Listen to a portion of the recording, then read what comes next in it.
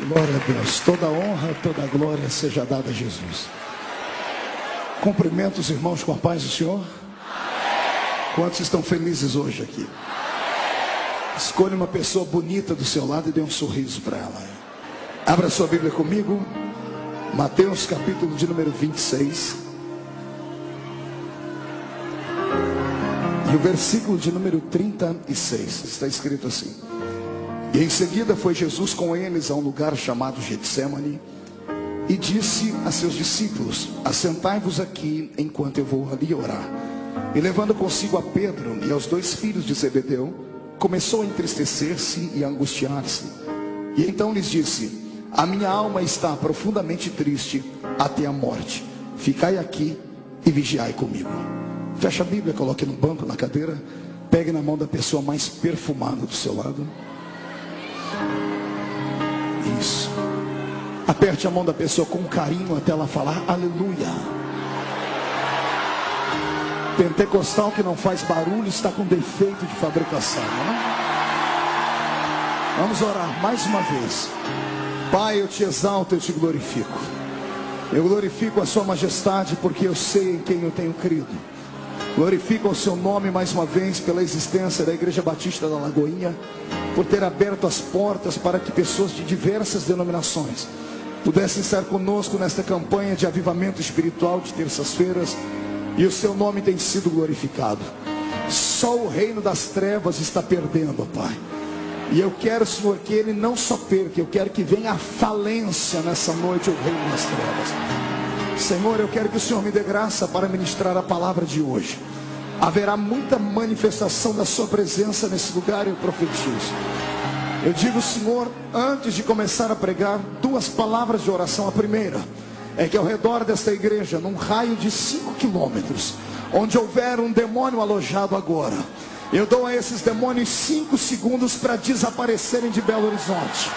Porque se não sumirem, serão queimados pelo poder da glória do Senhor que descerá aqui. O segundo pedido a Deus é um pedido de atrevimento espiritual. Se ainda tenho crédito no céu contigo como pregoeiro da sua palavra, abre a porta do céu sobre esta igreja agora e manda do céu para a terra uma comitiva angelical. Eu quero anjos de fogo descendo sobre esta igreja, que eles comecem a esparramar brasas tiradas do seu altar. E onde houver um crente batizado com o Espírito Santo, renova ele agora.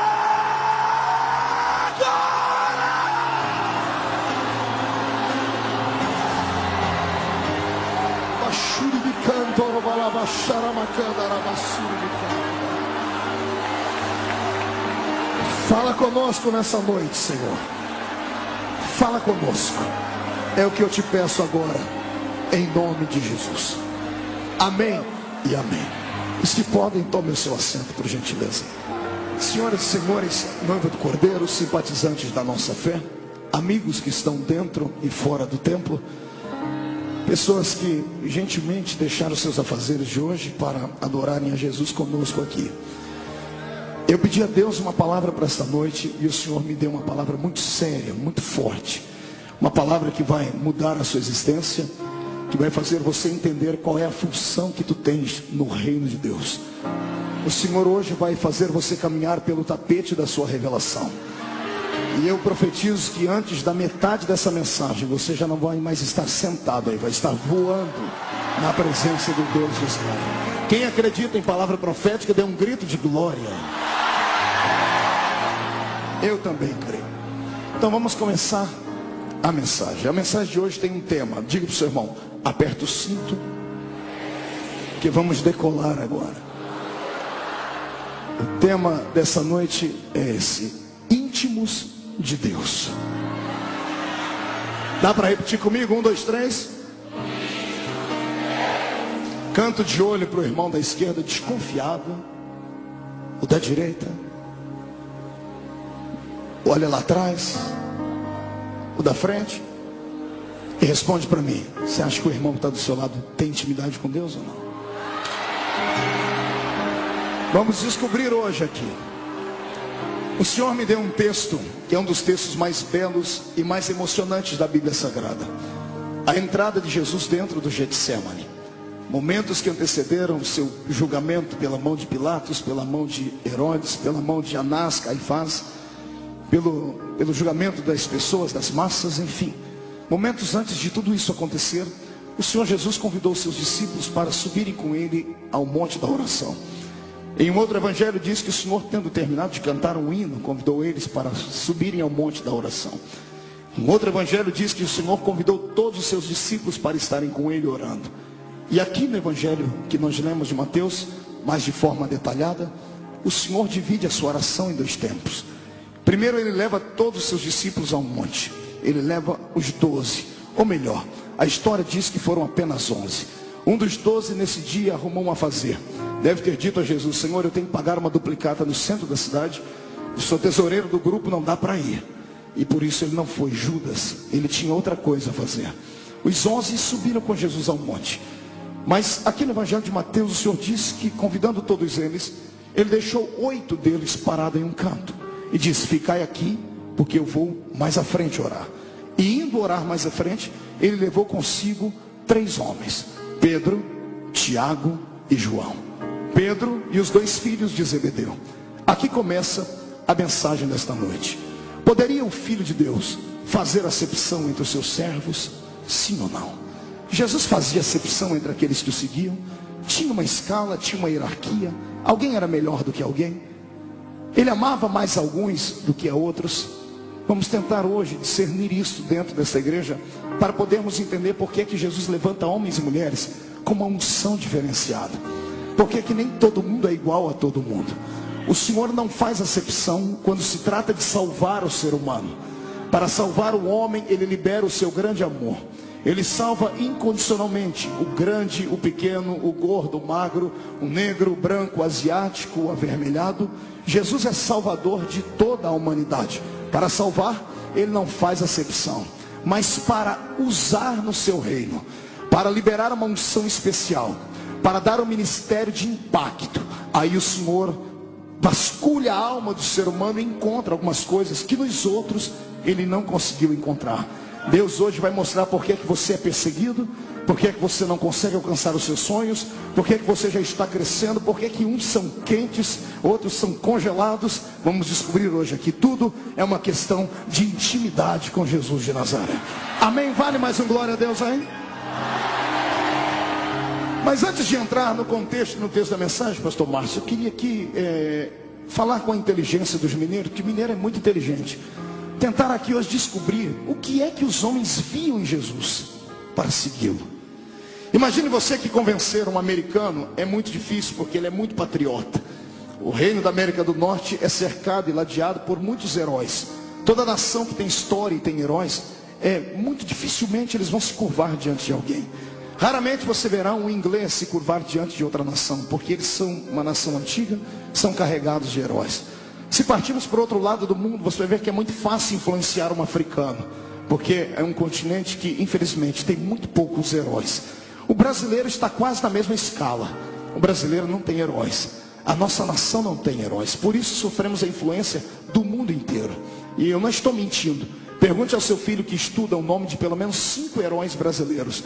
Os neurônios dele vão começar a derreter e no máximo ele vai conseguir falar 3. Tiradentes, Marechal Cândido Rondon e Zumbi do Quilombo de Palmares. Passou disso, raramente vamos lembrar de algum herói. Eu sei que você vai dizer: pastor, somos uma nação nova, temos apenas 500 anos. Eu sei disso, mas o problema não está nisso. O problema está no nosso passado. Todo ser humano precisa se espelhar em um herói. Todo ser humano que cresce precisa ter diante dele uma imagem a ser seguida. Não uma imagem de escultura, não um Deus, ou um semideus, ou um pseudo-deus, mas alguém que possa representar para ele algo que ele possa desejar ser no amanhã. Os nossos filhos acabam se espelhando em nós que somos pais. Os seus filhos e os meus filhos às vezes acabam se espelhando em heróis que ele acaba assistindo na TV. Isso aqui vale uma história muito abençoada. Quando eu era pequenino, pequenino é ótima essa, né? Não cresci muito, mas eu morava na Vila Tatu, lá da minha cidadezinha, e a gente era muito pobre. Pobre de marré. Era tão pobre que a gente não tinha dinheiro para nada. Então a gente criava os nossos brinquedos. E no fundo da minha casa tinha uma goiabeira. Quem conhece goiabeira aqui? Deixa eu ver. Todo mundo é da roça, igual a mim. Goiabeira, quem conhece goiabeira aqui? Deixa eu ver. Todo mundo é da roça, igual a mim. Pois bem, tínhamos uma goiabeira no fundo da nossa casa. E eu tinha 2 amigos particulares, o Tom e o Jerry. Nada disso. Tom é porque a mãe dele colocou o nome dele de Everton. E Jerry porque a mãe era apaixonada por um cantor da jovem, média, velha guarda. Jerry sabe tudo, hein, crente? Glória a Deus. Esse aí. E aí íamos nós 3, eu, o Tom e o Jerry. E a gente ficava debaixo daquela goiabeira criando situações, inventando brincadeiras. E você sabe que mente de criança é fértil. E um dia, um dos 3, besta, só besta para ter uma ideia dessa, em cima da goiabeira dissemos assim: vamos brincar hoje de Liga da Justiça. E um dos 3 disseram assim: hoje nós vamos brincar de Liga da Justiça. Cada um escolhe um herói. E aí, falamos, e aí, que nós... Em cima da goiabeira, alguém disse: olha, isso aqui agora é a espaçonave dos super amigos. E de repente, um fez um barulhinho, e arrancou uma folha da goiabeira. Disse: recebemos agora uma mensagem lá do Pentágono. Ó, a cabeça de criança. E disse: aqui está escrito que o sol está se apagando. E só os super amigos podem voltar a fazer o sol aquecer de novo. E de repente, olhamos um para os outros e disse assim: então vamos nós. Acionamos a espaçonave, pastor Márcio. Começaram a chacoalhar ela, né, para o motor pegando. E um em cada galho daquela goiabeira. E o Tom era muito levado. O Tom começou a chacoalhar e disse: estamos sendo atingidos por uma chuva de meteoros. Daqui a pouco o Jardim: vamos desviar daquele buraco negro. Quase caiu lá de cima. De repente, um dos 3 gritou e disse: estamos com um problema. Estamos perto do sol demais. A carcaça da aeronave não está aguentando. Estamos derretendo. Pense num dia de alegria. Eu fiquei em pé em cima daquela goiabeira. Eu estufei o peito, murchei a barriga, levantei as 2 mãos para cima e disse: para o alto e avante. E pulei. Você ri porque não foi você que quebrou os 2 braços, né? Essa munheca é torta até hoje, derivado daquele tombo. Mas foi a semana mais alegre da minha vida. Na rua inteira ficaram sabendo que eu era o super-homem. Eu andava com os braços de super-homem. Obrigado por ter salvado a terra. Eu fiquei muito feliz. Eu contei essa história apenas para você entender que todo mundo precisa de um herói. Todas as nações têm os seus heróis. Convencer uma nação que tem um herói é muito difícil. Agora, convencer uma nação que não tem herói nenhum é muito fácil. Convencer um judeu é impossível, a não ser que Deus esteja no negócio. Pergunte para mim por quê? Porque na veia deles corre o sangue não de um, não de 2, mas de um sem número de heróis. Detalhe, não heróis fictícios, não alter ego de homens que tiveram uma infância podre, aprisionados pela psicologia infantil, pela falta da presença do pai, que criaram super-homens, que criaram Batmans. Não, eles tiveram heróis de verdade. E nós temos um livro que atesta a existência desses heróis. Está aqui na Bíblia. Imagine você sendo um judeu. A infância do judeu começa com... O primeiro catecismo dele é o da fé. Antes de aprender a ler e a escrever, ele aprende a história do Deus de Israel. Imagine você sendo criança, sentado na beira da cama com seu pai, e antes de dormir falar: papai, me conte uma história dos nossos heróis. E o pai olhar para você e dizer assim: filho, você não é comum. Pegar no seu braço e dizer: aqui na sua veia corre o sangue de homens que fizeram o céu tremer, que fizeram o mar se abrir, que fizeram a terra saltar, que fizeram mortos sair de dentro das suas tumbas. Todo garoto judeu crescia com seus olhos brilhantes. Por que é que você acha que todo judeu se dá bem em tudo que faz? Porque eles sabem no que eles creem. Eles têm lastro. Eles sabem que nasceram para vitória e ponto final. Eu não conheço um judeu pobre. Se você conhecer algum, me apresente ele. Só todo judeu é inteligente. Eles estão sempre na frente de tudo. Por quê? Porque eles têm heróis a serem seguidos. Pastor, o que o senhor quer dizer com isso? Eu quero dizer que não são só eles que são inteligentes. Não são só eles que são abençoados. Eu tenho aqui hoje o novo judaísmo santo. Eu tenho aqui o novo Israel. Se eles têm 1 milhão de heróis, nós não precisamos de 1 milhão, temos apenas um. Ele é maior do que todos os outros juntos. Ele coloca todos os outros no seu bolso. Ele é tão grande que os pés dele estão dentro da Batista da Lagoinha hoje, e o seu rosto está diante dos anjos que cantam: Santo, Santo é o Senhor dos exércitos.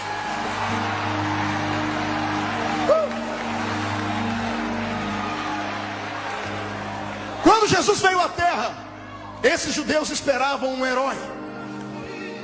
Só que não podia ser qualquer um, tinha que ser um herói maior do que Moisés. Tinha que ser um herói maior do que Jeremias, maior do que Ezequiel, maior do que Elias. E achar um herói maior do que esse povo não era fácil. Os discípulos que Jesus escolheu, todos eles eram especiais. Diga para o seu irmão aí do seu lado, eram especiais.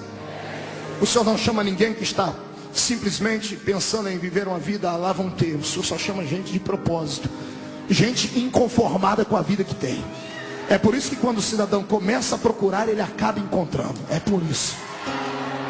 Todos os que Jesus escolheram eram especiais, mas todos eles buscavam um herói. E convencer esses homens não era nada fácil. Eu fico imaginando qual a arma, qual o poder tinha Jesus para convencer os discípulos. Eu sei que alguns podem levantar a mão e dizer: pastor, mas eram homens pescadores, era gente inculta, incauta. Nem todos. Eu estudei a base da psicologia, a vida dos 12 discípulos. Dos 12, Jesus tinha 2 que, além de serem inteligentes, universitários, eram visionários. Levi era um deles, e o outro era Judas, ou Iscariotes. Judas não era ignorante. Se traçássemos o perfil psicológico dos 12 discípulos hoje aqui, e se Jesus tivesse uma empresa e fosse escolher entre os 12 um para trabalhar, só um passaria no crivo da psicologia: Judas Iscariotes. Ele era pleno de conhecimento. Ele não trocava a mão pelos pés, não atravessava o carro na frente dos bois, não falava, não dava bom dia a cavalo, como se diz lá no nosso interior. Ele era inteligente. Ele vinha de uma região chamada Cariotes. A região de Cariotes era a região onde nasciam as cabeças pensantes dos judeus. Nasciam ali o povo inteligente, aqueles que não aceitavam o jugo de Roma. Haja visto que Barrabás era da mesma região de Judas, sabia disso? Aquele Barrabás apresentado nos filmes de Mel Gibson não é o verdadeiro Barrabás. Ele não era um assassino truculento, maluco, como apresentam os filmes. Ele era um terrorista. Ele era alguém que foi preso. Roma, lembre-se bem, Roma só prendiam pessoas que lutavam contra César. E o que é que um judeu vai fazer contra César, senão dizer que César não era o rei? Eles queriam a liberdade dos judeus, está entendendo? Judas era um desses, era um visionário. Quando ele ouviu a pregação de Jesus, quando ele ouviu a mensagem de Jesus, ele foi simplesmente imantado pelo mestre. A unção que havia em Jesus atraiu Judas, porque Judas disse: esse aí é o herói que eu estava esperando, é o verdadeiro. Eu sei que muitas pessoas dizem assim: ah, pastor, Judas foi um traidor. A gente só se lembra dos últimos momentos dele. Mas Judas não foi traidor sempre. Judas se decepcionou com Jesus momentos antes de Jesus ser condenado a tudo que aconteceu. Judas se decepcionou com Jesus, como eu e você acabamos nos decepcionando no meio da caminhada. Somente naquele dia em que Jesus estava partindo o pão, quando ele disse: a minha hora é chegada, Judas desconfiou e descobriu que de fato ele não era o Messias que ele esperava, porque ele esperava alguém que fosse libertar Israel da mão dos judeus. E Jesus estava se despedindo deles, dizendo: estou morrendo, o meu reino não é dessa terra, é de outra terra. A inteligência de Judas pegou ele no final da história. Eu fico imaginando como foi que Jesus atraiu Levi. Bom, Levi a Bíblia conta como. Você pode tentar imaginar comigo. Entra comigo dentro de uma cidade. Imagine 200 cobradores de impostos. Quantos cobradores eu disse? Era esse grupo de qual Mateus, se transformado em Levi, chamado Mateus, pertencia. 200 cobradores de impostos, todos autorizados por Roma. Para ser um cobrador de impostos de Roma, você tinha que ter cursado economia na faculdade de Jerusalém. Ele era graduado, por isso trabalhava com o aval de Roma. Eles se reuniam, eles faziam uma espécie de arrastão financeiro pelas cidades. Escolhiam uma cidade maior e todas as cidades circunvizinhas vinham pagar o tributo ali. Por isso precisavam de 200 cobradores. Cercavam uma rua, colocavam mesas, 100 mesas de um lado, 100 mesas de outro, e o povo vinha pagar. Eu quero que você imagine Jesus com alguns discípulos entrando ali para escolher Mateus. Imagine um universitário formado em economia, carteira assinada por César, tinha tudo, os seus dividendos, tinha dinheiro, tinha condição de sobreviver, tinha as 2 cidadanias, porque trabalhando para Roma, conquistou a cidadania romana, era judeu de coração, era um homem pleno, sábio. Quem conquista um homem desse? Quem engana um homem desse? Lá vem Jesus. Imagine 200 cobradores de impostos judeus, de barba, usando uniforme e o quipá na cabeça. 200 homens de barba, você vai achar que você está olhando para um espelho, porque todo mundo parece com todo mundo. E Jesus está vindo com os discípulos, aí imagina alguém, Senhor, vamos pagar ali, ó, aquela fila ali também. Nós, Jesus, não é ali que eu vou pagar, tem outra aqui, eu vou escolher uma outra mesa. Senhor, mas é tudo igual, a barba é igual, a roupa é igual, o kippah é igual. Eu imagino Jesus dizendo, mas o coração não é igual, tem um aqui que é diferente. Eu imagino Jesus pagando tributo para aquele cobrador de impostos chamado Levi, ele devolvendo o troco, dando o recibo. E quando Jesus termina, Jesus pega o troco, olha para ele e diz assim, Levi, segue-me. E Jesus sai. Imagina, ele fala, calma aí, moço, o senhor me chamou do quê? Levi. O senhor não tem um crachá? Eu não moro nessa região. Como é que o senhor sabe o meu nome? Eu imagino Jesus dando um sorrisinho, dizendo assim, seu nome? Eu te conheço antes de você nascer. Eu sei o seu passado. Faço parte do seu presente. E se me seguir, eu mudo o seu futuro.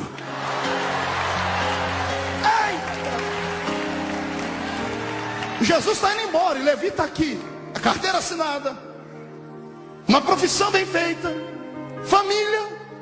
O que tinha Jesus para atrair esse camarada? Ele não era comum, ele só atraía gente especial.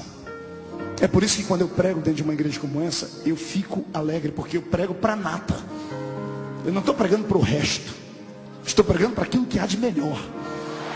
Está entendendo? Eu provo para você que você é melhor. Quando Jesus quer revelar alguma coisa muito séria, muito importante, quando ele quer revelar o futuro para alguém nessa cidade, ele não procura a casa dos mais ricos, dos grandes magistrados, dos grandes políticos, só se for cheio do Espírito Santo.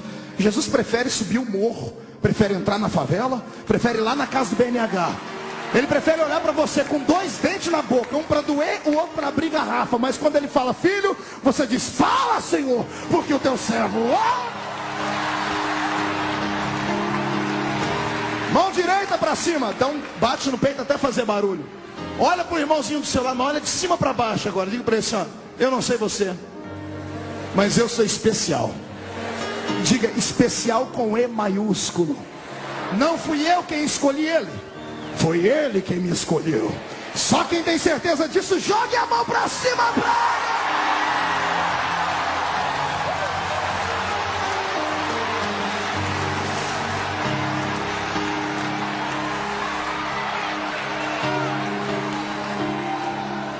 Convencer um judeu não era nada fácil. Imagine você, temos 12 discípulos, escolha um para você ser ele agora. Encarne um agora, no bom sentido da palavra. Escolha um discípulo para ser. Ninguém quer Judas. Olha que eu expliquei a história dele, contei, nem assim.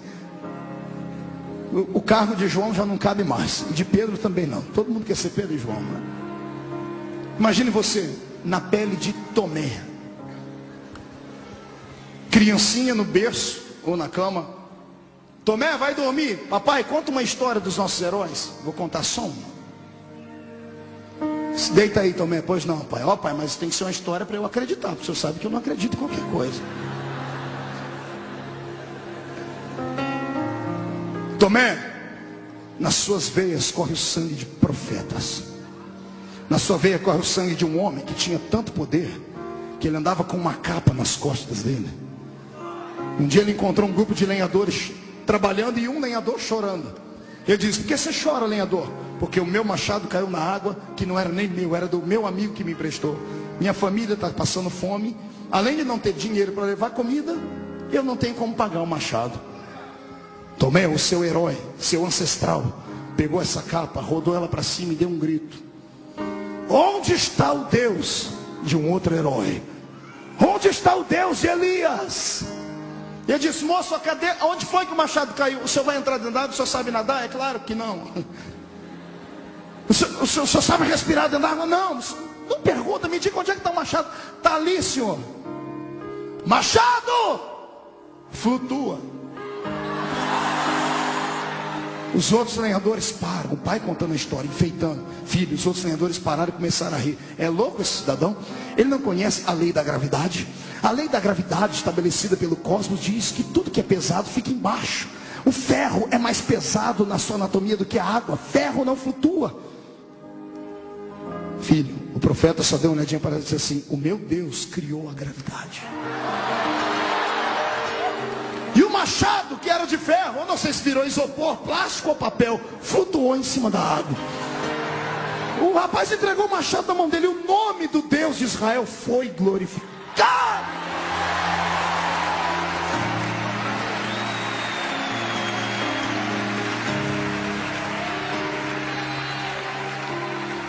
Imagine você sendo André. André tinha um coração amoroso, se entregava fácil.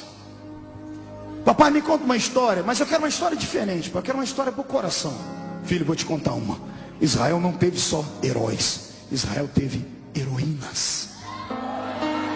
Cadê as mulheres? Não vão dar um grito não? Como é que é, papai? Heroínas? Mas as mulheres na nossa sociedade, na nossa fé, não tem muito valor. De fato, filho, mas teve vezes que elas foram decisivas na história de Deus. Teve uma, filha, que virou heroína com quase 90 anos. O nome dela era Débora. Ela estava em cima das palmeiras e o herói da época fracassou, ficou frouxo. Não tinha coragem de descer para possuir os vales. E o Senhor disse assim: Débora, chama o herói da época e dá-lhe um couro, Débora. E Débora chamou ele, lá vem o herói todo bambambam, filho. Chega ele, Baraque, é o nome dele, o homem do trovão. Baraque, o homem do trovão. Ele diz: Débora, você me chamou aqui, velhinha, para me dar, vovozinha, a senhora vai me dar um bolinho de fubá? Não. Um cachecol? Não. A senhora me chamou aqui para dizer que a senhora queria ter um filho como eu? Não. Para que a senhora me chamou aqui? Para te chamar de covarde, calça curta e frouxo. O Senhor mandou você possuir a terra e você está com medo de 900 carrinhos de ferro lá embaixo. Mas Débora, são 900 carrinhos de ferro. O seu Deus pode transformar ferro em sucata, Baraque.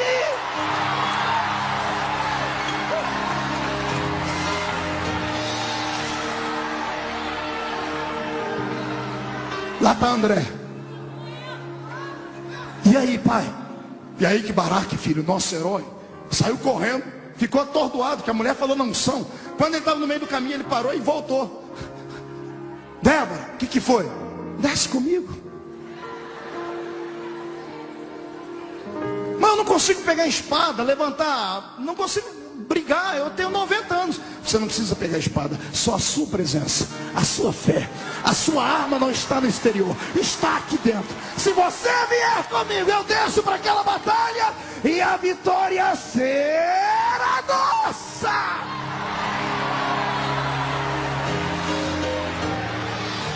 Ei, pense você ser um deles, que cresceu ouvindo histórias de que viria um homem que não seria só um homem, maior que Moisés, maior que Elias. E chegou esse homem. Ele chegou de mansinho, como chega o mineiro, comendo pelas beiradas, quietinho, não é assim? Bem do jeitinho de vocês, como quem não quer nada. Foi se aproximando, revelou o nome de um aqui, falou sobre uma pesca ali, deu uma outra profissão a outra, dizendo assim: se você me seguir, eu te dou outro tipo de profissão. Estava todo mundo angustiado, ninguém suportava mais o jugo de Roma. A religião judaica estava falida, era uma religião só de palavras perdidas, faltava essência de vida. Os sacerdotes tinham 2 pesos e 2 medidas. Se fosse um rico aristocrata judeu que levasse 12 juntas de bois de oferta, ele era ovacionado, era aplaudido, era amado. Se fosse uma viúva com uma flor de farinha na palma da mão, ela era simplesmente humilhada e rejeitada. E de repente aparece ele, e ele começa a caminhar, e todos eles saem com ele, todos desconfiados, com o pé atrás, porque ele ainda não tinha se revelado. Aí Jesus começa a se revelar. Vem comigo, vem para uma das histórias mais lindas que você já ouviu. Jesus diz assim: gente, vamos iniciar o nosso ministério. Eu quero uma cruzada, uma grande cruzada. Anuncie na cidade que coisas extraordinárias vão acontecer. Diga que há profeta em Israel agora. Mas Senhor, mas vai acontecer. Fale que vai acontecer. Onde vai ser a cruzada? No pé daquele monte. Eu vou pregar um sermão. Esparrame o nome do sermão, o sermão da montanha. Esparrame ele. Daqui a pouco vem a multidão. 5.000 homens, fora mulheres e crianças. 15.000 pessoas. E Jesus se empolga. Pregador parecendo pastor Marco. Agarra o microfone e não solta mais. E ele começa a pregar 10 minutos, 15, 1 hora, 2, 6 horas, André. A mensagem de Jesus era uma mensagem espada, comprida, mas não era chata, cortava mesmo. e pregando, daqui a pouco um barulho no meio da multidão. Glória a Deus, pastor. Não. Língua estranha? Não, um barulho estranho. Pergunte que barulho. 15 mil estômagos roncando de fome.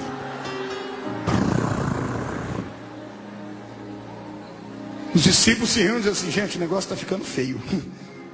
Alguém pede uma palavra: Senhor, para o sermão um minutinho. Jesus fala: o que está acontecendo, Senhor? Está na hora de mandar esse povo embora. Por quê? Porque, Senhor, já é tarde, eles estão te ouvindo o dia inteiro, não tem comida. E Jesus olha para eles assim: olha, dê vocês de comer. Pedro: Judas, que foi? O mestre está mandando dar de comer para a multidão. Senhor, ninguém dizimou esse mês. Ninguém ofertou. O dinheiro que tem não dá para comprar comida nem para a gente. Como é que nós vamos alimentar 15 mil pessoas? Jesus diz: se vira. Senhor, não tem jeito. Aí Jesus: então agora vocês vão começar a me conhecer. Mande a multidão se assentar. Se assentam em grupos de 50. Grite no meio da multidão: quem é que tem comida aí? Tomé diz: Senhor, uma hora dessa ninguém tem mais comida não. Pergunte, não custa perguntar. E os discípulos: alguém tem comida? Alguém tem alguma coisa de comer? E de repente lá no meio da multidão levanta um rapazinho. A Bíblia diz que era um rapazinho. E ele diz assim: olha, eu tenho 5 pães e 2. Não, faz igual, fala igual está na Bíblia. Faz biquinho e tudo. 5 pães e 2. Que lindinho.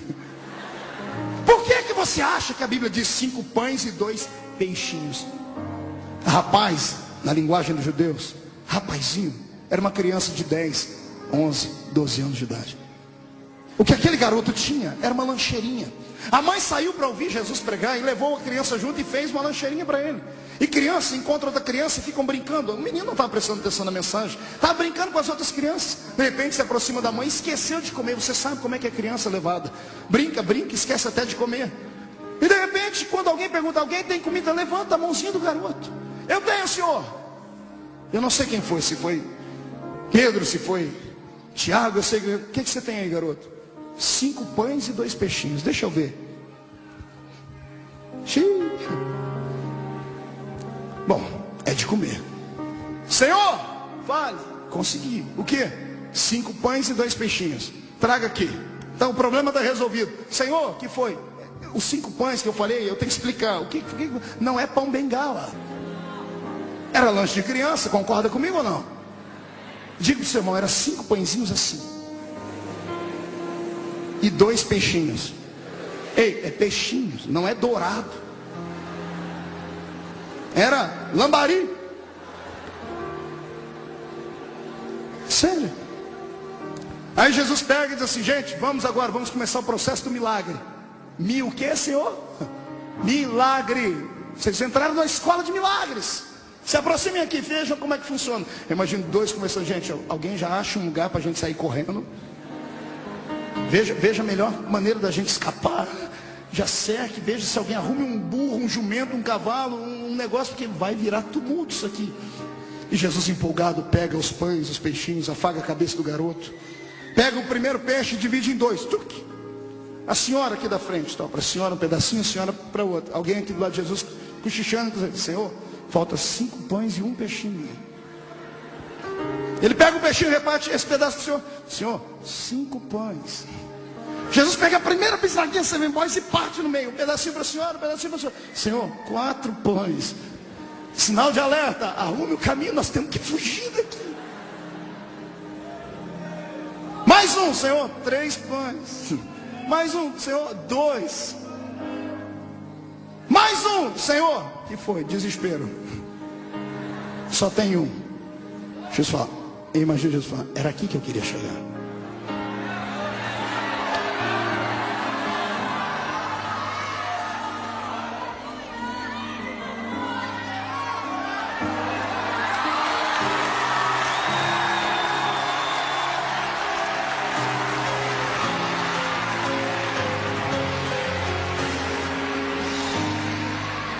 Eu quero os 12 aqui do meu lado. Jesus parte o pão e diz: Pedro, esse primeiro é seu. Pedro pega o pão, e quando está todo mundo olhando para esse pão, quando eles tiram o olhar desse, olha para esse, Esse está inteiro ainda. O que aconteceu? Agora ninguém mais olha, eu não estou olhando para a mão dele. Ele diz: Pai, eu te dou graças, Pai. Jesus fala: Tiago, esse é seu. Tiago está até errando a mão porque está olhando para cá. Enquanto essa mão de Jesus vai para lá, essa aqui o pão faz assim, ó.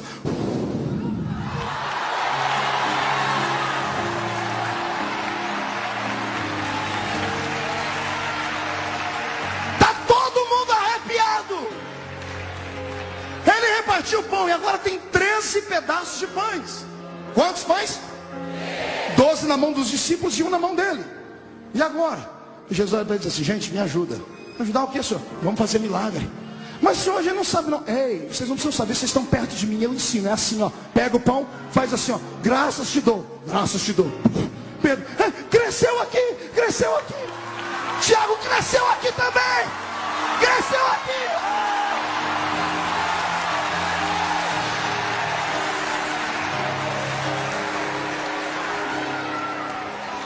A parte mais bonita vem agora. Agora desaperta o cinto que você vai quebrar tudo agora. A minha Bíblia diz que sobrou quantos cestos? Pergunta para o seu irmão: por quê? Por quê?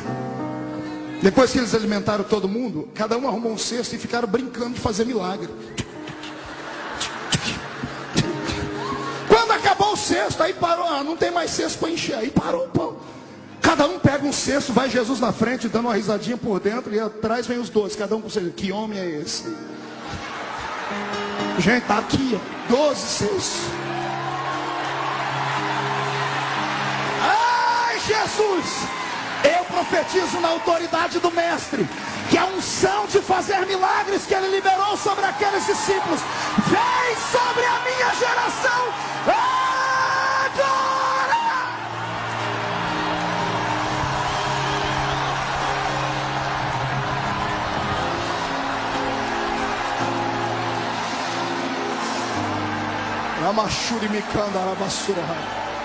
Sente aí. Você descobriu desde a primeira vez que eu preguei aqui: eu não sou um grande pregador, eu sou um bom contador de histórias. Foi todo mundo dormir, Jesus dormindo num quarto separado, e no outro quarto os 12. Entre lá dentro agora. Imagina a conversa dos 12. Judas e Mateus, os estudados. Gente, calma aí, tem que ter uma explicação. Não, tem que ter uma explicação. Será que foi fermento? O que será que foi? Eu imagino Pedro dizendo: larga a mão de ser besta, vocês dois, rapaz. O homem, é o cara, ele é o cara. A gente estava esperando ele. Não, Tomé, não, eu só acredito se acontecer mais algumas coisas aí. Jesus está do outro lado, do lado divino dele, escutando tudo que eles estão falando ali dentro. Jesus diz: espere amanhã, espere amanhã. Acorde de manhãzinha. E aí, estão preparados para quê? Vamos para a escola de milagres. Bora, senhor. O que nós vamos fazer hoje? Hoje nós vamos atravessar o mar, porque eu quero ir do outro lado. Mas senhor, é longe. Não interessa, eu sou o chefe, eu mando. Vem, todo mundo. Eles entram dentro do barquinho. Judas está lá, irado, dando as últimas moedinhas, pagando a embarcação do táxi. O que ele vai fazer do outro lado? Tem tanta gente para ser ganha aqui. Ele entra e Jesus diz assim: gente, olha, a caminhada foi difícil, eu passei a noite orando. Eu vou ficar aqui na popa do barco dormindo um pouquinho, ok? Quando chegar do outro lado, vocês me acordem. Eu imagino Jesus arrumando o travesseiro, dormindo e morrendo de dar risada por dentro. Porque como homem, ele só sabia o ali, mas o Deus que estava dentro dele, o Cristo que enchia aquele Jesus, sabia tudo. Então ele já sabia o que ia acontecer. Daqui a pouco, levanta uma tempestade, e vento, e água, e sopro, e grito, e desespero. 12 discípulos, cada um com um balde, tirando água lá de dentro. Gente, está na hora de acordar ele. Está não, rapaz, vamos, a gente já está passando, está nada, está fechando o tempo. Daqui a pouco a gente não dá mais, temos que chamar ele. Mas chamar, o que ele vai poder fazer? Bom, pelo menos ele morre com a gente. Senhor. Eu nem acredito que ele estava dormindo. Acho que ele estava só igual mineiro, com o olho aberto, todo fechado. O que foi? Senhor, uma tempestade. Tempestade, cadê? Aí, senhor, essa tempestade? Isso é uma brisa. Não, senhor, a água parecendo um copinho. Senhor, ajuda a gente. Claro que eu ajudo. Lá vem Pedro: tosse, o quê? Um balde. Para quê? Precisa ajudar a gente, tirar a água daqui. Eu lá preciso de balde, rapaz, dá licença. Vocês não me conhecem ainda.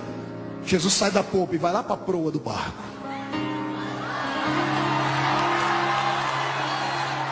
Ele está na proa do barco. Eles estão de corda. Ele ri, mas que se matava. Vai ter um ataque cardíaco neles agora. Todo mundo lá, um agarrado no outro. E agora? Confessando todos os pecados. Jesus levanta as duas mãos para o céu.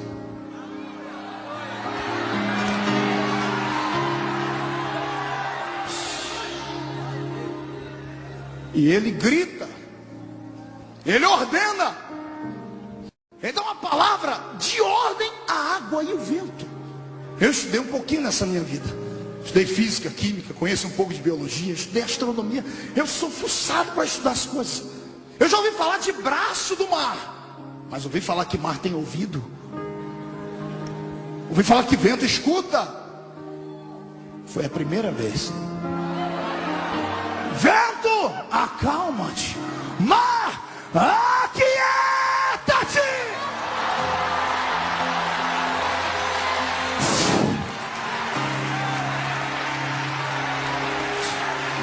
Parou tudo. Ele vira para trás. Posso dormir agora, senhores? Homens de pouca fé. Lá vai ele, se ajeita no travesseiro. E os 12 estão lá. Que homem é esse? Que até o vento e o mar obedecem.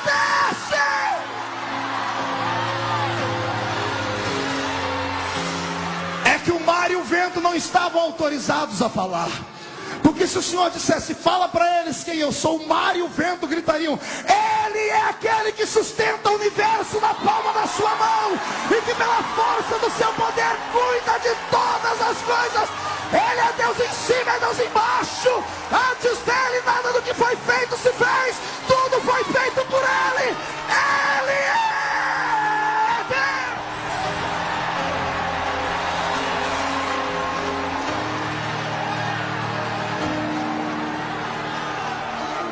Pastor Márcio, eles até esqueceram o que foi fazer do outro lado do mar.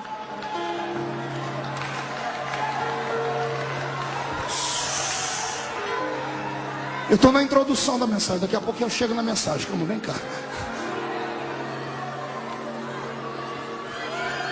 Jesus está dormindo num quarto, os outros num canto. E ele dizendo, e agora, gente? Dá para acreditar nele? Tomé, está melhorando. Ô Tomé, não, pode ter sido um vento contrário que soprou, uma nuvem quente que se esvaziou da nuvem fria. E Jesus do outro lado dizendo, amanhã eu me revelo. Acorda, toma um café da manhã. Senhor, onde nós vamos hoje? Hoje nós vamos por aí. O que nós vamos fazer? Escola de milagres. Hoje eu vou fazer uma coisa com vocês que vocês nunca viram. E vocês vão aprender hoje parte do meu caráter. Vocês vão encontrar hoje um dos grandes inimigos da humanidade. E vocês vão ver o que é que eu sou capaz de fazer com ele. Vamos. E Jesus chama todo mundo para cantar um hino. O hino da Batista da Lagoinha ainda. Está todo mundo cantando. Quando chegam numa grande avenida lá de uma grande cidade, eles viram a esquina, vem a caravana da vida cantando, se depara com a caravana da morte. A caravana da morte vem trazendo um féretro dentro de um esquife. A caravana da morte só tem tristeza, uma mulher chorando lá do caixão, e um sacerdote miserável, que fazia o enterro dos filhos das judias viúvas, caminhava 10 metros longe do caixão. Sabia disso? Aprenda. Quantos metros o sacerdote andava longe do caixão? Pergunta para mim, por quê, pastor? Porque o sacerdote era muito puro e santo. Não tocava em coisa morta. Queria acelerar o processo do enterro do defunto. Não se preocupava com o coração da pessoa que ficou. Quando Jesus entra, ele entra na frente do cortejo fúnebre. Ele olha para trás, não tem mais ninguém, todo mundo saiu de perto, porque a lei é universal, mundial. Todo mundo sabe que quando um cortejo fúnebre está andando, todos têm que abrir espaço para passar. Respeito não por quem foi, mas por quem ficou, está ficando sozinho. Jesus não sai da frente. Volta todo mundo aqui, Senhor, mas vamos ser presos. Ninguém é preso perto de mim, volte. Vou ensinar vocês hoje o que é que eu faço com a morte quando eu encontro ela. Só vou dar um recadinho para você. Você já se perguntou por que que na crucificação Jesus morreu primeiro do que os outros dois?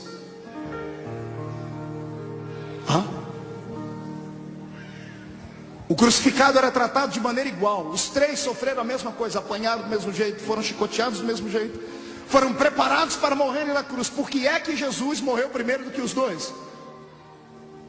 Porque ele era mais fraco? Porque ele carregava o peso de toda a humanidade? Não. Eu orei, e a resposta que veio aqui, eu acreditei em cima.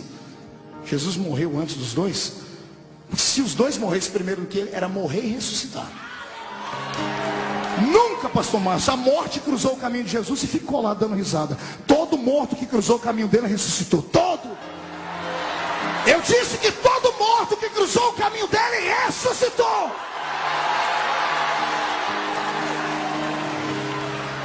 Então, para não ter que ficar ressuscitando de fundo, porque perto de ninguém fica muito dizendo, vou eu primeiro. Voltando à história. Quando Jesus para e olha para aquela mulher, ele não se comoveu com o rapaz, ele se comoveu com a mãe do rapaz. Quando Jesus olhou para ela, o lado divino dele vasculhou a mente dela, porque Jesus veio à terra para isso, para entender o ser humano. Foi isso que Deus veio fazer em carne, porque Deus, da primeira à quinta dispensação, inocência, consciência, governo humano, patriarcal e lei, veio na nuvem, na graça, no fogo, na glória, e não pôde absorver o sentimento da humanidade. Deus não conseguiu compreender porque que o homem não conseguia respeitá-lo. Aí Jesus veio e se desfez da sua forma divina e veio ser um como nós, para entender o que é frio, o que é calor, o que é dor, o que é abandono, o que é sofrimento, o que é choro. E agora Jesus estava diante de uma experiência única.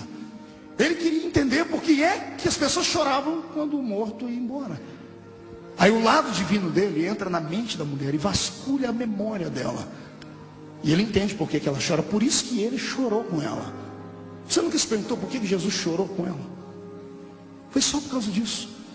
Quando ele foi na memória dela, sabe o que ele viu? Ele viu aquela mulher com 8 dias de bebê nascido, com as suas entranhas ainda dilacerada, sorridente, com dores, mas sorrindo, indo com o marido, com uma pombinha, um pouquinho de flor de farinha, entrando dentro do templo, porque todo macho de 8 dias era apresentado para o Senhor.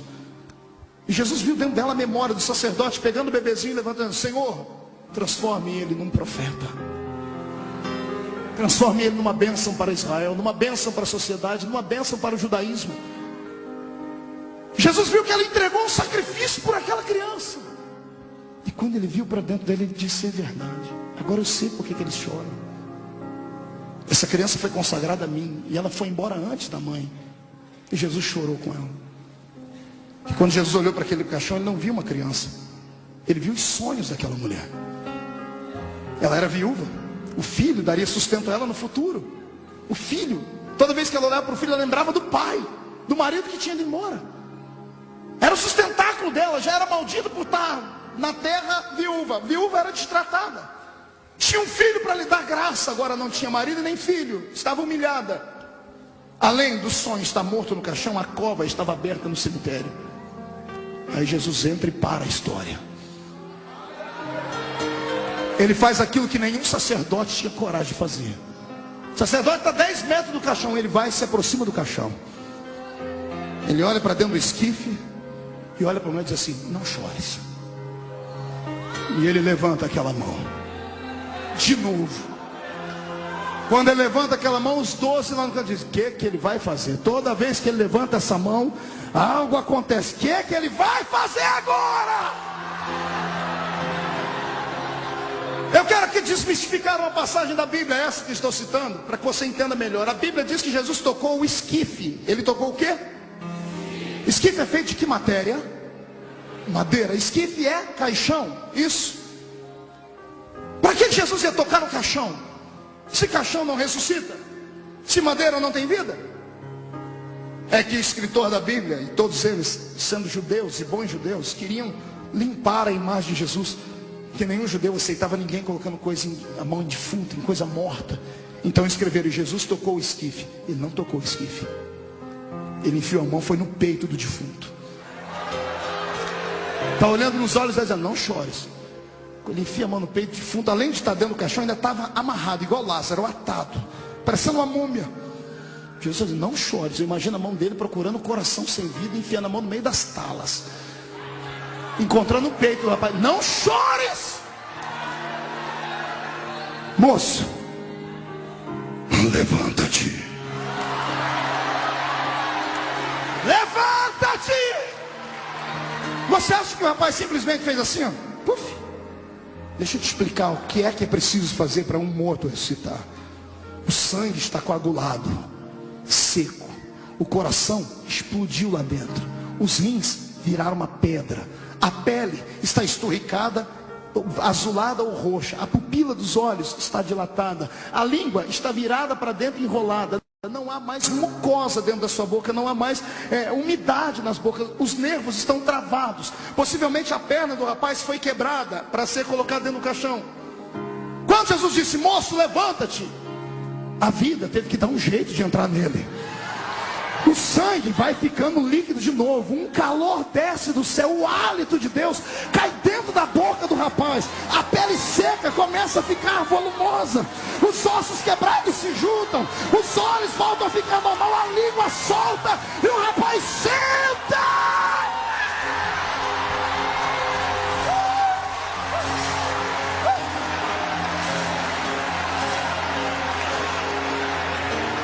Esse é o Jesus que eu sirvo. Como eu sempre cito toda terça-feira aqui, meu velho pai me ensinou um ditado: quem pode manda, e quem obedece é porque tem juízo. Você tem juízo? Me obedece. Levante as duas mãos para cima. Eu profetizo que nenhum dos seus sonhos, ainda que estejam mortos e atados, secos e quebrados, ainda que tenha uma multidão gritando, vamos enterrar, ainda que o coveiro já tenha cavado o buraco e lá está a lápide, o Senhor Jesus manda dizer que nessa noite Ele trava esse defunto e diz, vai voltar a viver, vai ressuscitar.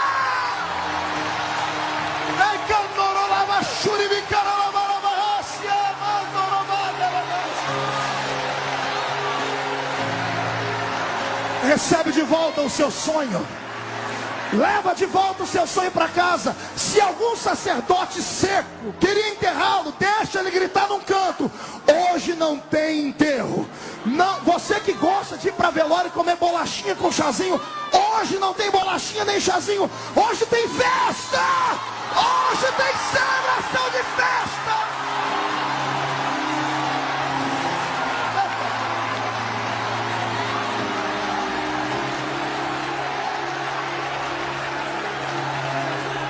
Olhe para o irmão do seu lado e pergunte para ele, depois disso, você ia acreditar que ele era um herói?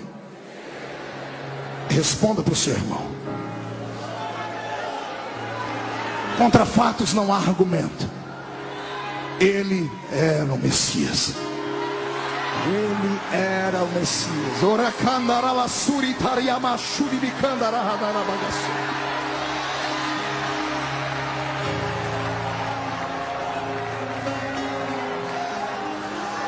Jesus passou 3 anos e meio ensinando a eles tudo que ele sabia.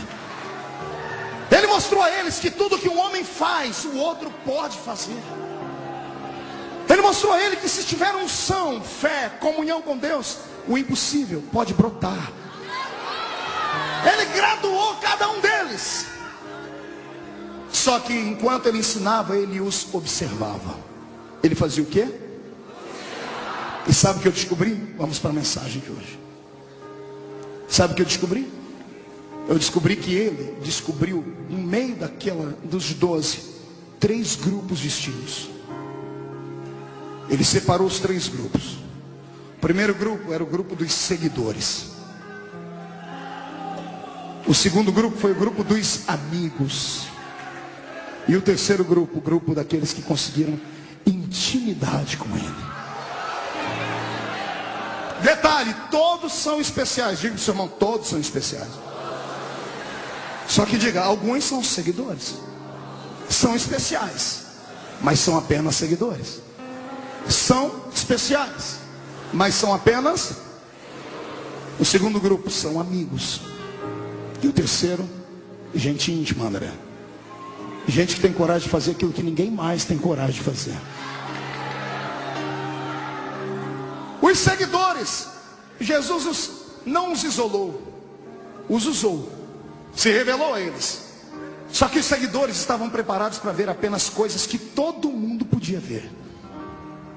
O seguidor pode ver aquilo que é comum, mesmo que Jesus esteja operando milagre, mas é um milagre comum.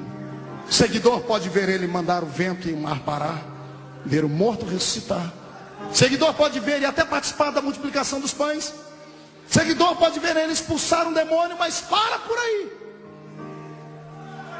Até para orar com ele, os seguidores ficam aqui embaixo. Por quê? Porque estão com ele, mas não se envolveram com ele.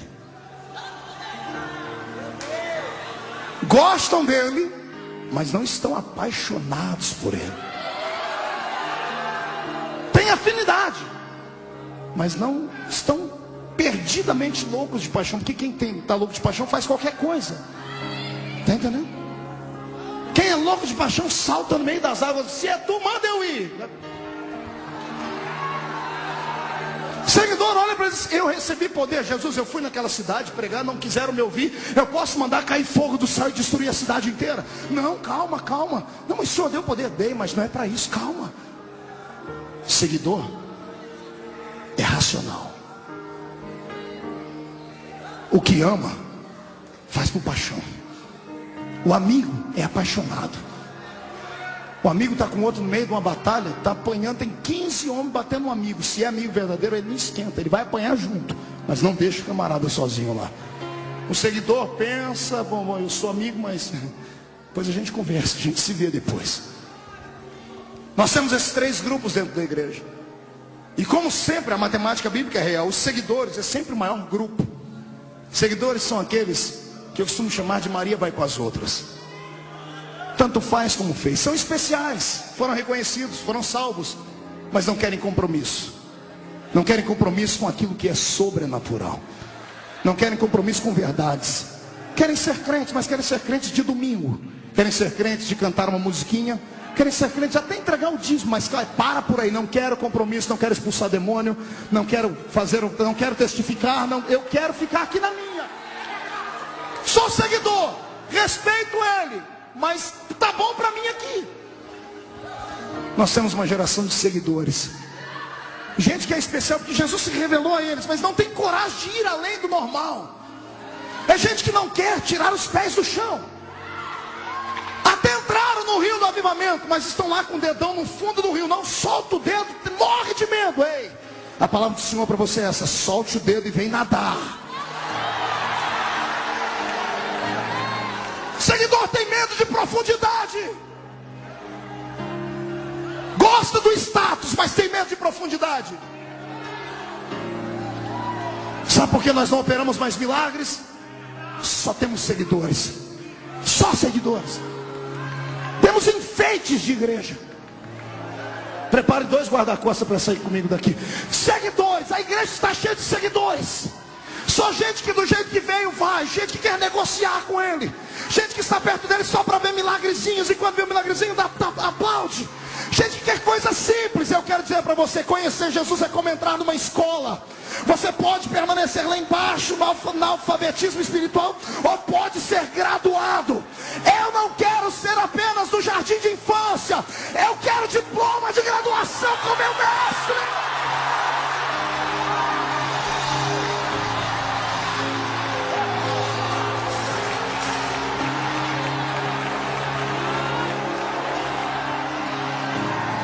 Pastor, pois não. A oportunidade é dada igual a todos? Sim. Quando ele chamou a mim, chamou a você, chamou o pastor Márcio, chamou a todos, ele nos chamou para um propósito. A diferença entre a minha vida e a sua é que eu tive coragem. A diferença entre você e grandes ministérios é que eles tiveram coragem. Não se importaram em apanhar, em ser perseguido, em ser chamado de louco, de fanático, de desequilibrado. Não tiveram medo de apanhar de gente que está na mídia, na televisão, no jornal. Não tiveram medo. Gente que estava cheia de propósito na alma. Eu não sou seguidor apenas, eu quero marcar o tempo. Existem 2 tipos de crentes aqui dentro dessa noite: aqueles que vivem para ser influenciados, e aqueles que querem influenciar.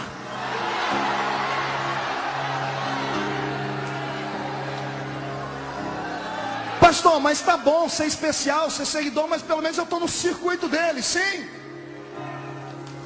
Só que você nunca vai crescer. Você vai ser como metade dos evangélicos desse país. Só acostumaram a ouvir, não sabem fazer. Tudo que conhece porque ouve alguém dizer, não tem coragem de buscar.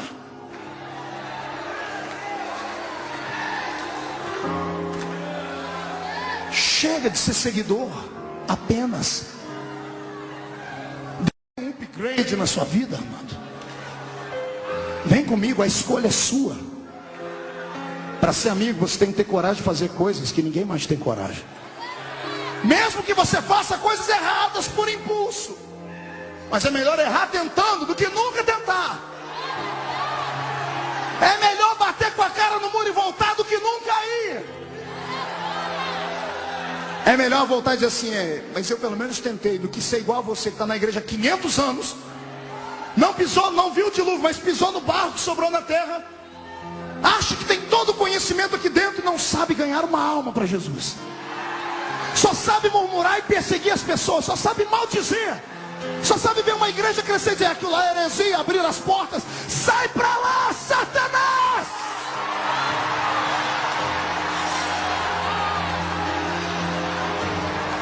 Faça a diferença. Ei, quer que Deus faça algo na sua vida que Ele nunca fez?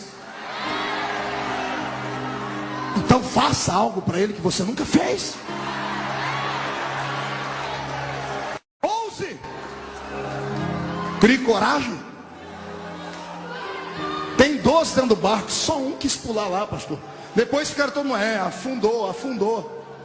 afundou, homem de pouca fé. Ele vem e diz assim, eu afundei, mas só eu tive o gostinho de pisar na água.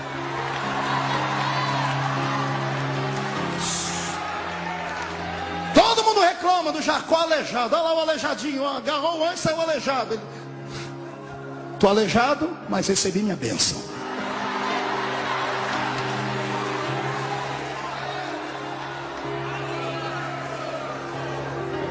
Surpreenda Deus.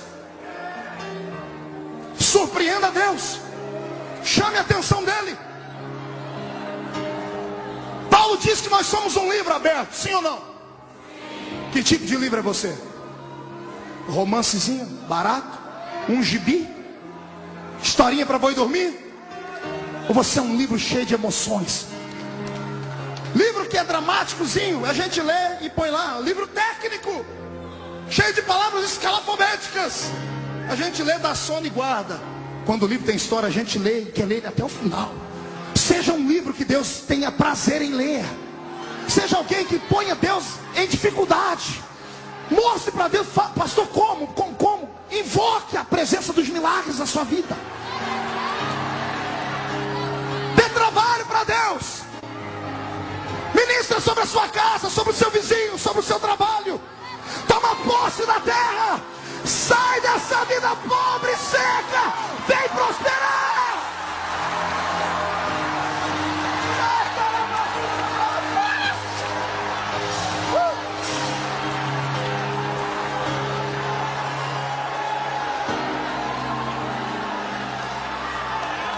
Os amigos caminham com Jesus até um certo ponto. Os seguidores vêm mais abaixo. Até para orar com Jesus, o seguidor tem que ficar mais embaixo. Tem 8 aqui. Jesus diz, vocês fiquem aqui. Eu vou ali para frente orar. Amigos. Jesus tinha 3 amigos. Nome deles?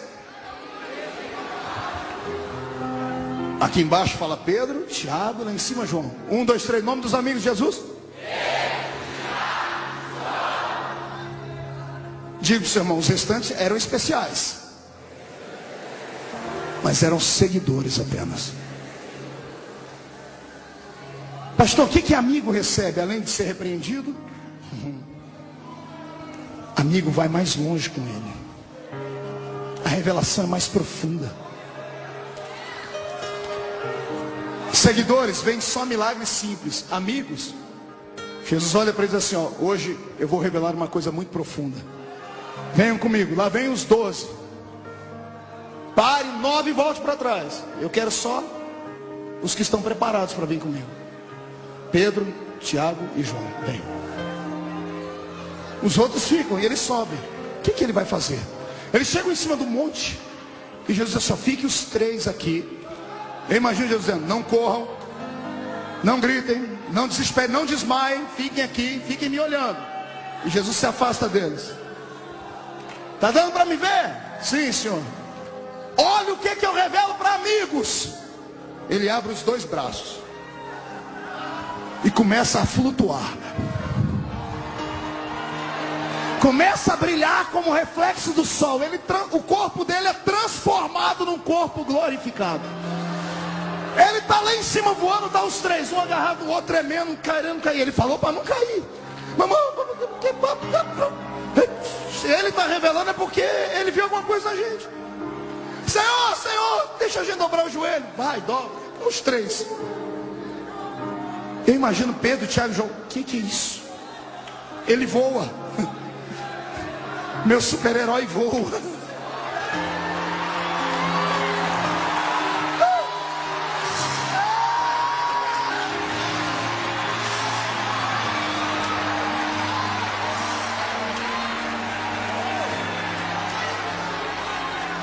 Ele está subindo. Quando ele está lá em cima, estão os 3 aqui, quase desmaiados. Parece 2 figurões para ele. Os maiores heróis de Israel, Moisés e Elias. Como é que eles sabiam? Lógico, os 2 se apresentaram. Ei, vocês são amigos dele? Meu nome é Moisés. E o meu é Elias. Esses aí mesmo. O senhor abriu o mar? O senhor subiu na carruagem? O senhor representa os profetas? O senhor representa as leis? Sim. Vocês são grandes? Somos, mas não tão grandes. Eu, Moisés, represento a lei. Eu, Elias, represento os profetas. Mas nós 2, Moisés, já ensaiamos lá no céu. Agora a coreografia, 1, 2, 3. Um de lá, outro de cá, aponta o dedo para eles. Mas a ele vocês devem seguir.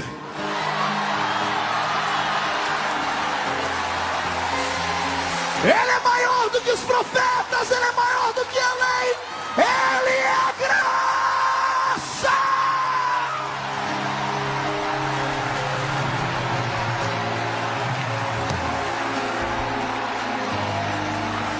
Segure um pouquinho. Eu vou te explicar agora por que um irmão no nosso meio não chora, não grita. E por que o outro quase desmaia, quer pular de cabeça para baixo. É uma questão de intimidade. É amizade. Está entendendo?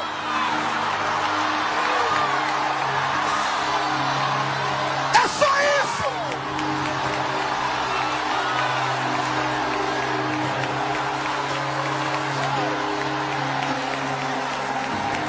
Eu não maltrato os seguidores.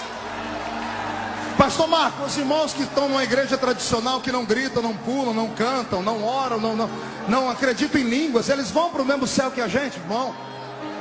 Mas pastor, vão, porque a salvação é pela graça. Não é por nada que o homem faça, é por aquilo que ele fez.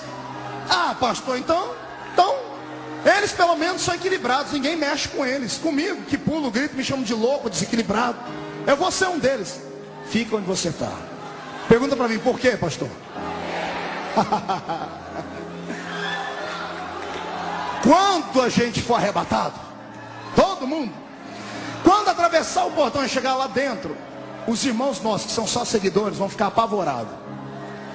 Não acredita em línguas, fogo, anjo, cavalo de fogo. Imagina entrar lá dentro, olhar para o trono, Deus é um fogo consumidor.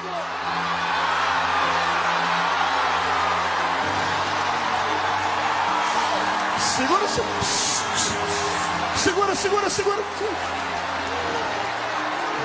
Até eles desacostumar com o ambiente lá em cima, pastor Márcio. O povo da Batista da Lagoinha já fez a festa.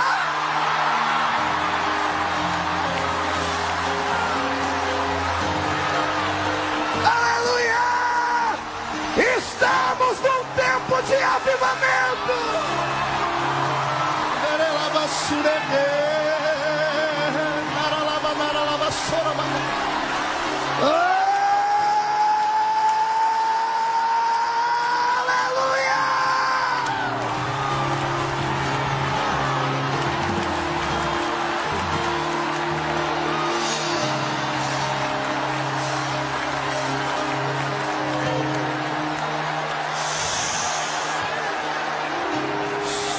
Segura um pouquinho.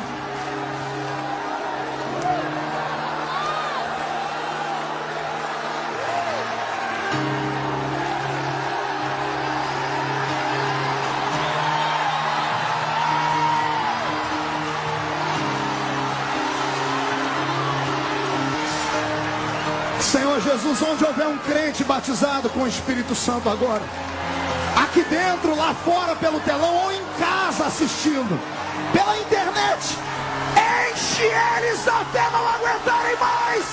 Agora, já!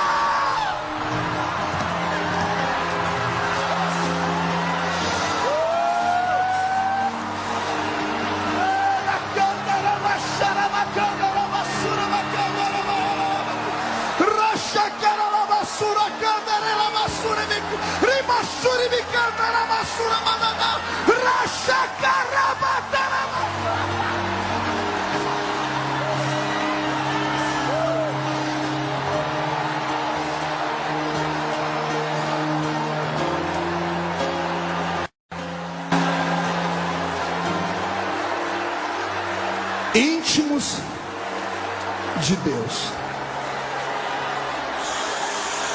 Segure um pouquinho. Sente. Sente.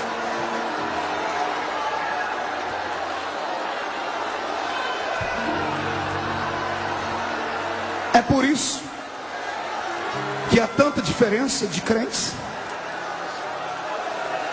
Todos são especiais, lembrem disso. Todos de todas as denominações são especiais, mas a maioria são só seguidores. Alguns são amigos.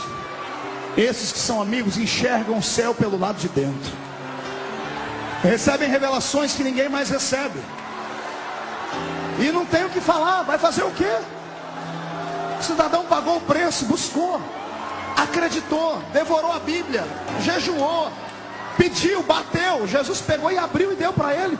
Não adianta ficar com inveja. Pode perseguir, pode escrever o nome da pessoa, pode execrar de uma denominação.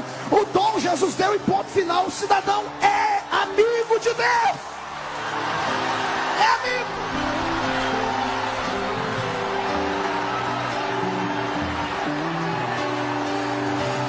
Segura aí, senão a gente não vai embora hoje. Olhe para cá. Já temos dois grupos, pastor Márcio e André: seguidores e... Dá uma olhadinha pro seu irmão de novo.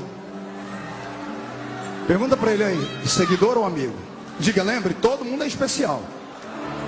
De uma forma ou de outra a gente entra lá. Olhe para mim. Seguidores e amigos. Segure só um pouquinho. Agora eu vou te mostrar como faz para chegar no auge e ser íntimo de Deus. Os três amigos, onde Jesus ia, eles iam junto. Pastor, eu posso pedir para 3 pessoas subirem aqui? Preciso de três cidadãos de terno aí, ó. Deixa a Bíblia aí, deixa a Bíblia aí. Põe a Bíblia, vem cá. Vamos ver quem que é o mais bonito. Todos, né? Mas o senhor é o mais idôneo. Fique aqui. Não é velho, é idôneo. Esse aqui vai ser Jesus. Aleluia. Fique você dali. Pedro e Tiago, fica lá. Aqui está João. E os 9 sentados, todo mundo comendo peixe frito. Jesus gostava de churrasco de peixe, está na Bíblia isso. Ele era chegado em peixe. Não se estranhe se na boda do cordeiro tiver um peixe frito assado. Não se assuste. Fique aqui do lado dele. É para ficar do lado, cabra ruim. Fica um do lado aqui, isso. Todo mundo lá, mas os amigos sempre perto dele. Perto, mas não tão perto. Você é só amigo por enquanto. Os amigos estão aqui. Os seguidores e os amigos. Dia vai, dia vem. Dos 3 amigos, um começa a se aproximar mais dele. Estão comendo um peixinho frito, os outros 2 ficam parados. Mas tem um que... Outro dia, outro churrasco. Jesus está contando as parábolas, as histórias, pega. E os outros 2, dá uma olhadinha para ele aqui, faz uma carinha assim, cochicham com o outro aí. E ele está aqui. Ele não está nem aí para o que eles estão falando. Está aqui, pastor. No outro dia, a intimidade, já disse, a intimidade é uma coisa interessante. Além de estar aqui, eu quis dar. Seguro. No outro dia, ele está assim.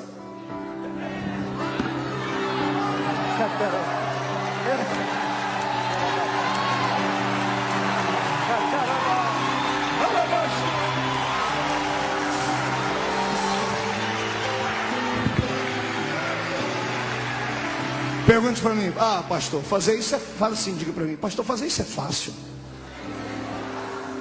Hoje, há 2000 anos atrás, ser judeu. Você vê um judeu andar de mão dada com um homem. Se você vê alguém aí fora de mão dada com outro homem, você já fica todo malicioso, preconceituoso. Imagine há 2000 anos atrás, no Oriente, onde a cultura é extremamente machista, contra o afeminalismo, está na Bíblia. Paulo pregando contra isso, já tinha a história de Sodoma e Gomorra. Um homem encostar no outro.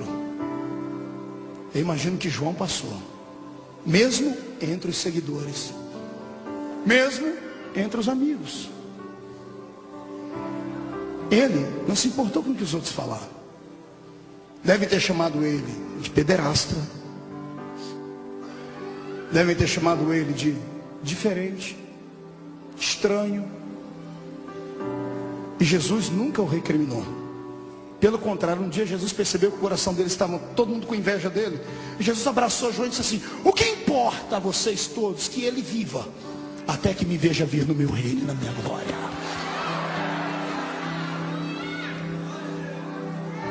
Seguidores e amigos todos tiveram morte truculenta. Foram mártires. Ajudaram a fazer o nosso movimento crescer. O sangue deles foi semente em terra fértil. Louvado seja Deus pela vida daqueles homens que faleceram, com exceção, é claro, de Judas, mas que depois teve o seu cargo ocupado por um outro. Todos, sem exceção, foram martirizados, seguidores e amigos. Mas aquele que ficou íntimo, a morte não conseguia pegar ele. Ele pastoreou Éfeso, ele ensinou as igrejas. Ele que começou o ministério dele cheio como um evangelista: Senhor, eu quero mandar fogo naquela cidade e destruir. Quando ficou bem velhinho, ficou tão amigo de Jesus que ficou parecido com ele. Ficou tão íntimo que ficou parecido com Jesus. Disse assim: filhinhos, não pequeis, mas se pecar, fiquem tranquilos, temos um advogado para com o Pai. Vocês conseguem imaginar ele, que hora antes queria destruir uma cidade, porque não ouviram ele pregar agora? Ele está dizendo assim: se você pecar, Jesus vai te ajudar. Ele ficou parecido com Jesus. A morte não levava ele. Ele tem 90 anos de idade. O imperador de Roma resolve encarar ele, dizendo assim: ei, vai parar de adorar esse Jesus ou não? Ele disse: é claro que não. Mas eu vou te matar. Faça isso logo. Eu já caí da escada, já naufraguei, já caí de cima. Ninguém me mata, eu não morro. Você não morre por quê? Porque eu sou íntimo dele.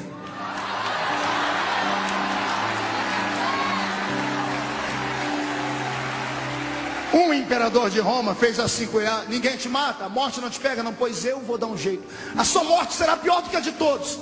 Ele pega um censo e vê como todos morreram. João Marcos arrastado pelas ruas de Alexandria, Pedro crucificado de cabeça para baixo, Tiago ao fio da espada, alguns decapitados, Tomé esfolado. Ele viu todas as mortes. Ele disse: eu quero arrumar uma morte que nenhum deles teve. Você é o último, então sua morte vai ser pior. Ele tem uma ideia brilhante. Veio dos quintos dos infernos, faz um tambor de azeite quente, acende um fogo e fica borbulhando, azeite fervendo. O imperador chega diante de João e diz assim: tá aí, ó. Ou nega, ou vou te jogo aí dentro. Ele diz, eu imagino João olhando e diz: ó, se eu fosse um pouco mais novo, eu pulava aí dentro. Você pode me dar uma ajudadinha? Porque 90 anos de idade, meu filho, me ajuda. Você não tem medo da morte? Rapaz, a morte é minha amiga, rapaz. É a carruagem que vai me levar para junto daquele meu íntimo.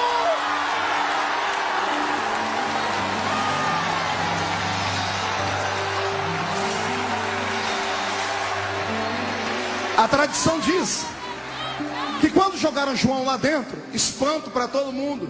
A primeira sessão de bronzeamento artificial da história. A primeira sessão de hidratamento. E morra de inveja a irmã que é vaidosa, que fica hidratando a pelezinha. O primeiro homem da história a hidratar a pele inteira com azeite quente, fervendo. Azeite escorrendo pelo corpo, azeite não queimava, ele enchendo a boca de azeite. Ô rei, cai aqui dentro. Vem. Ô João, segura, porque agora você vai voar. João, por que esse azeite quente não te queima? Simples, como eu era íntimo dele, ele botou um azeite aqui dentro que é mais quente do que é.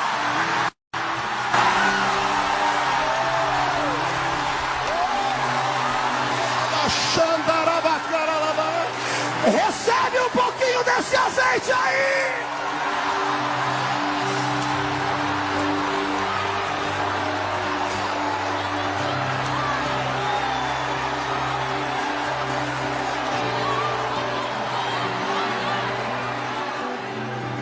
Chave para abrir céu não fica na mão do crente, fica no joelho dele.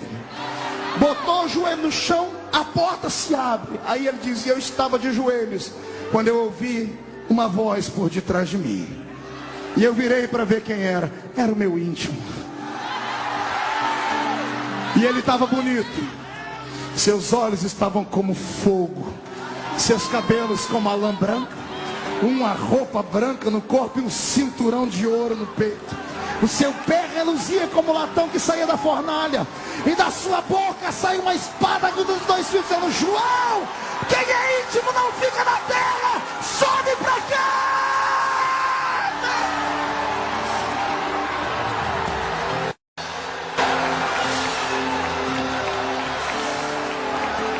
Fique de pé comigo, igreja do Senhor.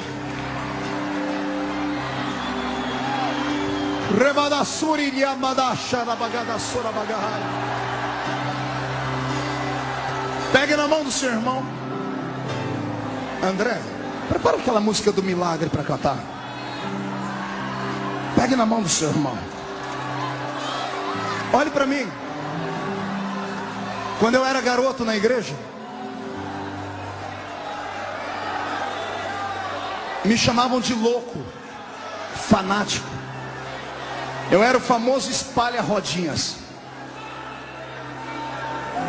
Ninguém queria ser meu amigo, porque eu só sabia falar de Deus. Não aceitava piadas imorais, não aceitava carnalidade. Eu era chato, confesso. Mas eu não era porque eu queria ser, é porque eu sabia o que eu não queria ser. Eu não queria ser mais um. Tudo custa um preço. Está entendendo? A unção, a única coisa de graça que temos no reino é a salvação. De graça para a gente, porque alguém pagou um preço alto. A unção de Deus custa caro. Quer unção? Está preparado para ser excluído do hall de amizades? Um dia, pastor Márcio, André, Nívia, eu entrei dentro da igreja desesperado, porque eu me senti sozinho. Eu tinha 16 anos, madrugada, eu comecei a chorar. Eu disse: Deus, por que eu não posso ser igual aos meus amigos? Eles vão jogar bola, eles vão no cinema, eles vão namorar, vão paquerar, vão fazer um monte de coisas. Por que eu não posso ser igual a eles? Não que isso seja errado, está entendendo? Tem coisas que Deus exige de você que não vai exigir de mim. Tem coisas que Deus vai exigir de outras pessoas, não vai exigir de você. Eu conheço a história do pastor Márcio, de um tempo que ele andou descalço aí na terra. Deus exigiu isso dele. Ele não transformou isso numa doutrina. Chamaram ele de louco, não é, pastor? Eu imagino. Tem coisas que Deus exige de você, e Deus exigiu de mim uma separação. Eu chorava, disse: Deus, por que eu não posso ser igual a eles? O Espírito do Senhor veio numa madrugada e falou no meu ouvido: porque eles nunca serão igual a você.